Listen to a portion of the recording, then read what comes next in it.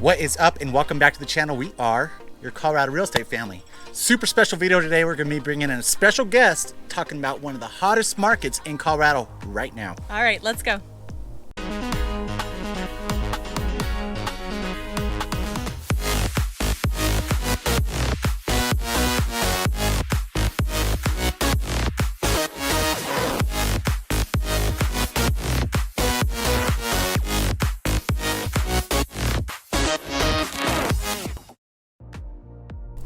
If it's your first time to our channel, Chelsea and Pete here, and we have a special guest today, Alana. She is actually one of our real estate partners up in Fort Collins, and we are so excited because we are going to go through some of the most updated things about the market here in Fort Collins in 2022. Yeah, guys, so if this is your first time watching, what we like to do on these videos is be your boots on the ground experts, because if you're moving into Colorado from another state, we bring you all that information that you need to know in regards to events, activities, we're talking houses, cost of living. We bring you all that stuff in our videos. Also, licensed real estate agent here and over there as well too. So you got two agents here. Like I said, we're really going to be diving into this Fort Collins market, giving you all the insights that you need to know.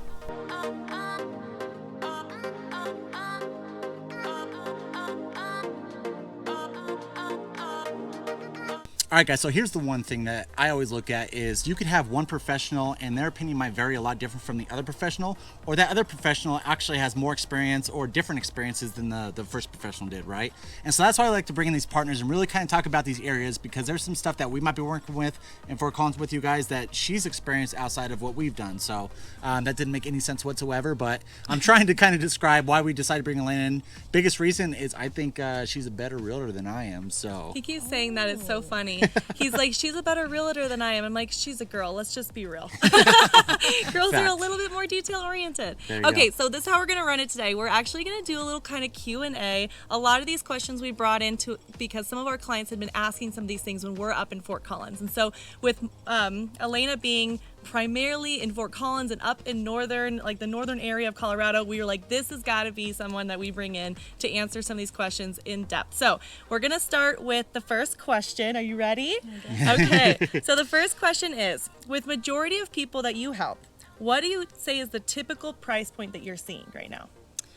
Well, the great thing about Fort Collins is there are price points all across the board. I'd say typically they land right around that medium price range in Fort Collins, which is right at maybe $550,000 or so. Okay. But like I said, there's a ton of different options all the way, obviously, up into the millions. You've got some foothills properties. You've got some old town, really awesome old style charm.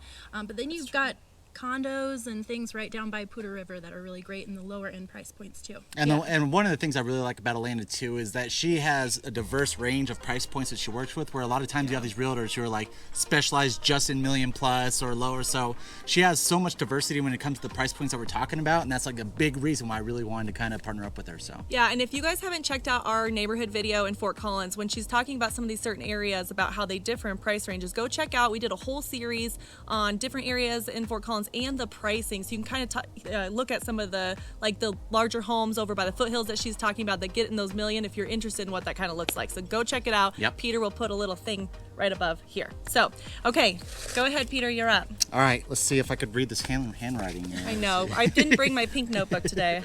Only a new white one I bought. Do you foresee the Fort Collins market slowing down anytime soon?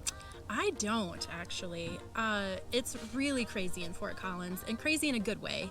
I don't know if you guys have talked about this or not, but Fort Collins consistently lands on either the top 10 or maybe a lot of times even in the first spot of the #1 places to live in the U.S., not just Colorado. So slowing down, no, I don't see that happening anytime soon. Us either. So we keep hearing this with some of our clients, and whether we're looking in, down in Denver or Boulder or Colorado Springs, I think we're seeing a pretty consistent just upward tick on prices. So well, that's be like coming up this next month. They're announcing the Fed's going to possibly raise rates up 0.5%, and that doesn't have a direct effect on the rates that you're getting on your loans, but the bonds do, which that affects the bonds. So something to kind of keep in mind, where if you wait a little bit longer, interest rates might be a little bit higher, that might slow the market a little bit more. So Yeah. it's all, I mean, like I said, if we had a crystal ball and we could tell the future, we would, but Wouldn't we we can't. all? So yeah. Yeah, we wish we could do that for you. Yep.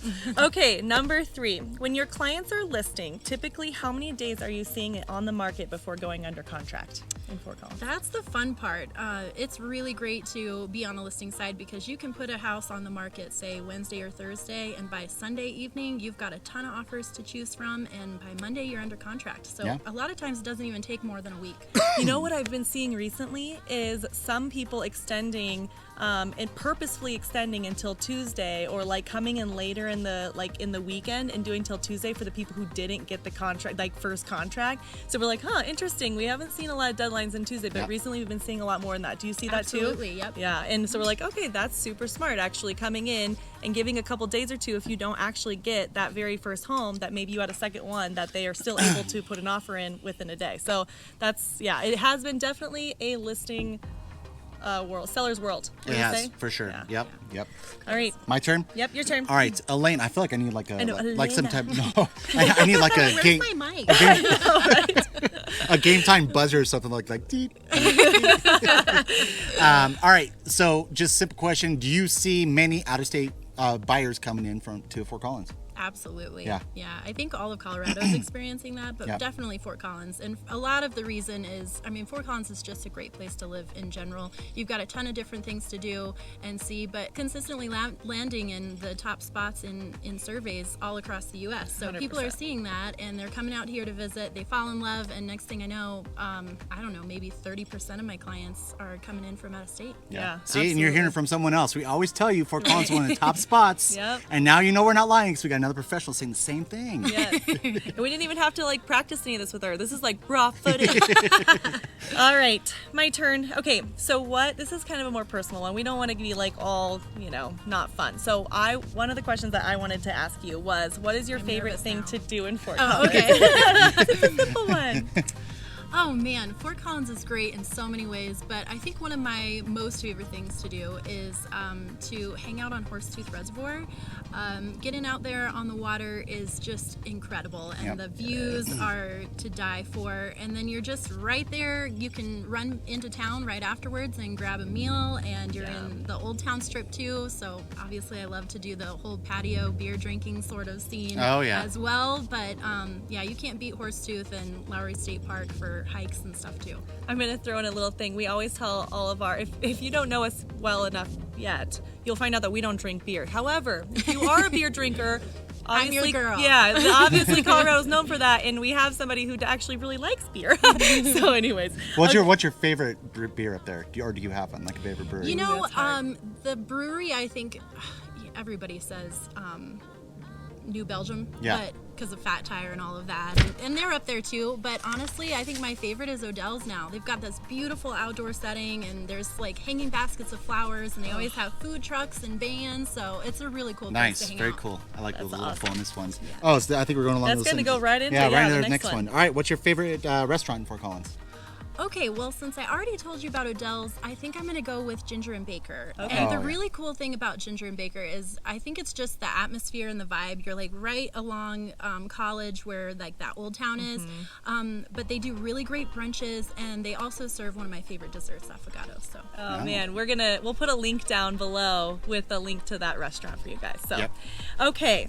So, by the way, stick around till the end. If you've made it this far, thank you. And also, stick around to the end because the very last question is, I think, one of the most important questions because we're going to ask her about some advice. So, if you are sticking around, stick around to the end. You're not going to regret it. Okay, so the next question is, do you think having a local lender is, putting a buyer in a better position than having an out-of-state lender? Absolutely. Okay. There are so many times, and myself included, when you've got a house that you're listing and you're representing your seller, you know that if there's a local lender, especially one that you've utilized before and you know that from the area, it just makes you a little bit more comfortable about what to expect, and if there's anything going down with the transaction, you've got somebody here in Colorado. They know the market, they know what to expect, they're here for you. They're showing up at the closing table. Right. I always prefer working with a local lender, and I'm sure you've got some great people, but Yep, I've got some really great recommendations too. Yeah, and we always tell our clients, even when you guys are calling me on the phone, you typically get me when you first call in, and one of the first questions I ask is, do you have a lender? And you guys always have choice on what lender you use. However, we do always say that a lot of the real estate agents here do have really great relationships with their lender, and all that does is increase communication. So that's a big thing with going through and then it. I think another good thing throwing on that is the lenders here also know our practices in Colorado, because in every state, real estate is practiced in a different way, and so they know how to become more competitive here as opposed to different states. For example, when we were buying our Missouri property, the lender out there knew a lot more in regards to certain things that we could do to make it look attractive, as opposed to some if we use someone back in Colorado. So having a local professional is huge when you're looking to submit an offer and become super competitive. Yeah. I even had this weird situation where an out-of-state lender was asking about a termite situation, and like they were delaying the process, and we don't have termites in Colorado. So all of us were like, what are you talking about? Yeah. And if it would have been a local lender, it would have been so much more smooth. Yep. That's a really good. Well, even and just vice versa. Say Yeah. someone here doing a property, say in Florida, and they don't know about termites, and so you know, Right. it's just that whole local knowledge. Yep. Yeah, that was a really good point, because we actually dealt with that when we bought our property in Florida. Is we were like, oh, we didn't realize that was a thing. So now we do. Okay, you're up. All right. Oh, I didn't prepare myself. Let's see here. What do you think the most family-friendly areas are in Fort Collins? Because this that's a is good a one. family channel. I'm just saying. Okay, No well, pressure. Okay, so let's see. If I did have kids, or if I had your kids for the day, I'd probably take them up around the Poudre River area, just because there's a ton of really cool spots where access to Poudre River, I mean, people float down the river.